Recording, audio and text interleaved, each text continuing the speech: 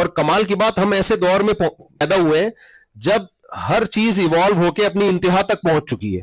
یہ تو الگ سے اتفاق ہو گیا. یعنی ہر جانور کو جس حساب سے ہونا چاہیے تھا بالکل کوئی بھی ایسا نہیں ہے جو ابھی راستے میں سفر کر رہا ہو.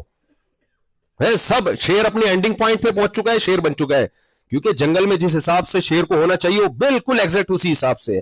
شہد کی مکھی کو جیسا ہونا چاہیے بالکل ایگزیکٹ ویسی ہی ہے. تو کوئی تو ایسا جانور ہونا جو ابھی میں تو اس سادہ سا سوال پوچھتا ہوں, اگر ہم ایوالو ہوئے ہیں تو بندر اور انسان کے درمیان کے جو اسٹیشن تھے وہ کہاں گئے؟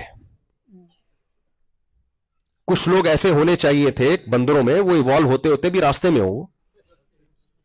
ہو, یعنی ابھی پورے جمشید بنے نہ ہو, آدھے بندر ہو آدھے کیا ہو, اور کچھ ایسے ہو جو 75% بندر ہو 25% انسان ہو, کچھ ایسے جو 25% انسان ہو 25% بندر ہو 75% انسان ہو. ایسے لاکھوں ہونے چاہیے.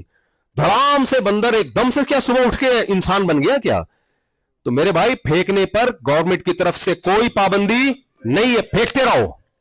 خدا کا انکار کرنا جرم ہے بہت بڑا. قرآن کہہ رہے نہیں چھوڑوں گا میں تمہیں جو خدا کے منکر ہیں.